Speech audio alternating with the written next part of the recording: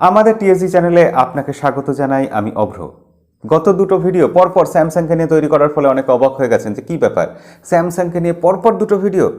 কোনো কোম্পানি যখন সত্যি ভালো কিছু করে তার প্রশংসা করতে ইচ্ছা করে, আর কোনো কোম্পানি যখন ভালো করতে করতে ধারাবাহিকভাবে ভালো করতে করতে হঠাৎ কোনো কিছু খারাপ করে তার সমালোচনা করতে ইচ্ছা করে। এই দুটো ক্ষেত্রেই ভিডিও বানানো হয় সেই কোম্পানিকে নিয়ে।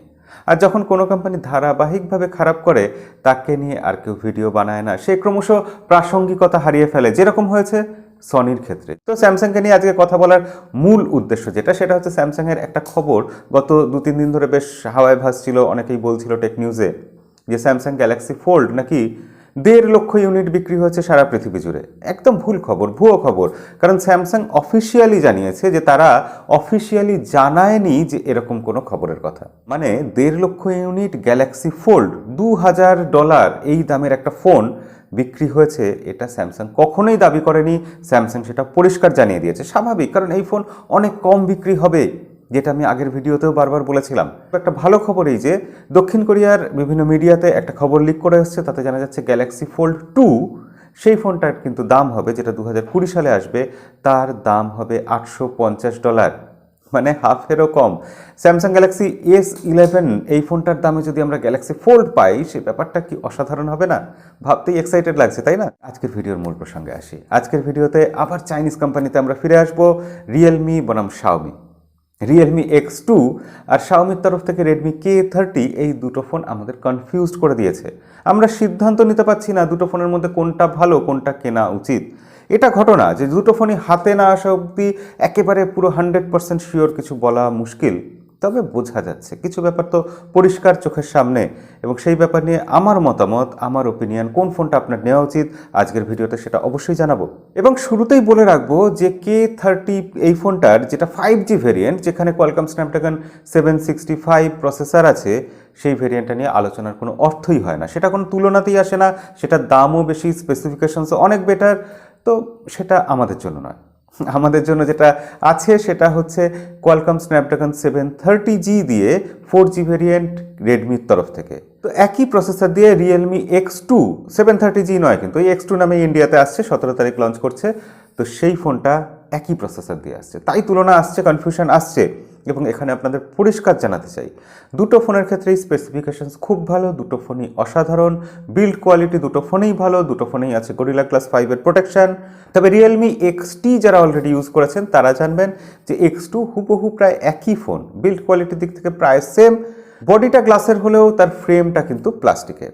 এবং রেডমি K30 সেটা কিন্তু X2 এর থেকে একটু ফর্ম ফ্যাক্টরের দিক দিয়ে যদি দেখেন তাহলে দেখতে হবে সেটা একটু সরু লম্বা টাইপের ফোন, একটু স্লিম, এবং ব্রেজেলস সেটাতে বোধহয় একটু বেশি থাকছে। এটা দেখে খালি চোখে দেখেই, ছবি দেখেই বোঝা যাচ্ছে। এবং দুটো ফোনের মধ্যে আপনাকে যদি ডিসিশন নিতে হয় যে কোনটা নেবেন, তাহলে আমি পরিষ্কার আপনাকে জানাতে চাই, আপনি যদি ভালো ডিসপ্লে চান তাহলে চোখ বন্ধ করে রিয়েলমি X2 নিন, কারণ ওর ডিসপ্লে অনেক বেটার।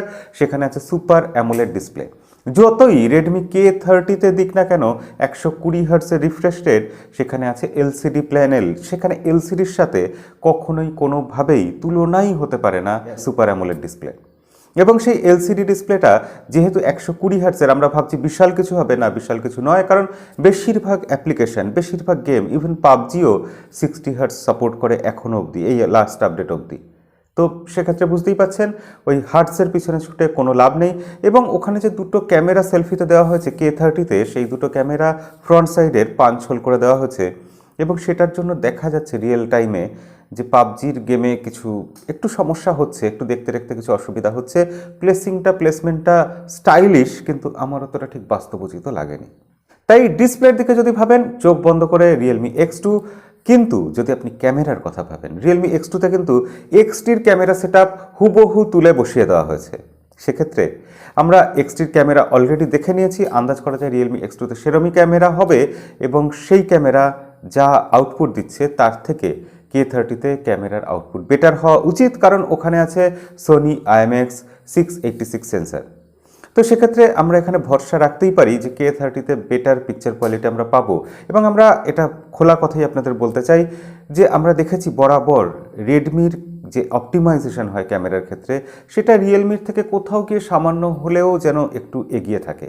রিয়েলমির অপটিমাইজেশনে আসলে একটু কালার বুস্ট হয়ে যায়, এতটাই বুস্ট হয়ে যায় যে সেটা দেখতে কালারটা অন্যরকম লাগে, একটু আনন্যাচারাল লাগে, অস্বাভাবিক, মানে ওটা হয় না।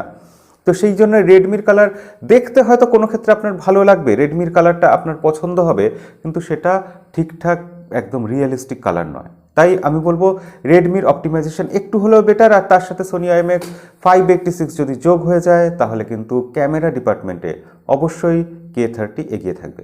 তাই ক্যামেরার জন্য আপনি K30 বাছুন, এবং আপনি যদি ডিসপ্লের কথা ভাবেন তাহলে X2 বাছুন। বাকি সব ডিপার্টমেন্ট মোটামুটি সেম। সেক্ষেত্রে দুটো ফোন যেহেতু একই প্রাইস সেগমেন্টে, ইন্ডিয়াতে 18,000 রুপি আর বাংলাদেশে মোটামুটি 23,000 টাকা এরকম দামে আসছে, তাই আপনি চোখ বুঝে ডিসিশন নিতে পারেন এবার আশা করি। আজকের ভিডিও কেমন লাগবে জানাবেন, আর ভিডিও ভালো লাগলে লাইক করবেন, চ্যানেলে নতুন হলে সাবস্ক্রাইব করবেন। দেখা হবে পরের ভিডিওতে। আজকের মতো বিদায়।